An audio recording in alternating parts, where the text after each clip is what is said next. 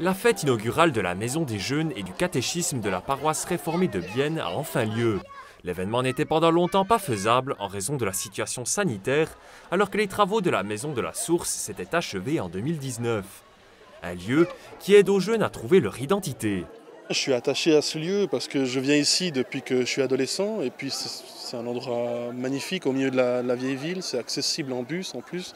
Quand on est jeune, c'est parfait pour pouvoir venir ici. Et puis j'ai passé que des bons moments ici, j'ai aucun mauvais souvenir dans cette maison. Pour moi, c'est pas le lieu qui est significatif, mais les personnes qui nous entourent. Parce qu'on peut voir aujourd'hui qu'il y a beaucoup de monde et ça c'est super. Moi, le lieu, je suis ici depuis que je suis toute petite et que je fais le caté.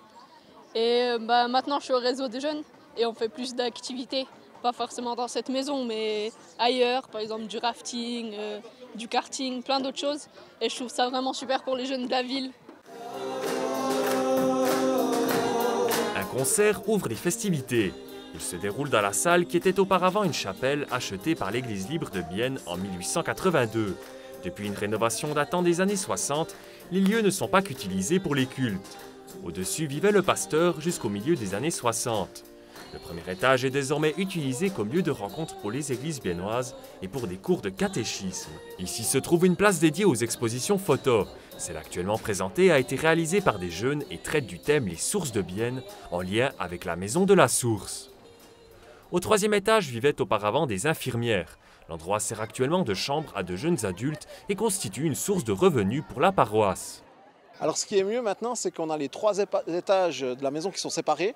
Donc on a toujours l'étage du milieu qui est pour nos animations, mais l'étage du bas avec la grande salle et le grand jardin sont disponibles aussi pour les gens de l'extérieur, des associations, des clubs ou des familles qui ont envie de vivre un projet ici, ils le peuvent. Avant ils ne pouvaient pas parce qu'il n'y avait pas de cuisine, il n'y avait pas de WC qui était avec la salle. Pour le catéchète, la maison démontre que l'église ne se limite pas qu'à un culte le dimanche matin. Ici en fait, on se retrouve en dehors des cultes, on vit l'église avec le groupe, donc c'est vraiment un lieu de vie.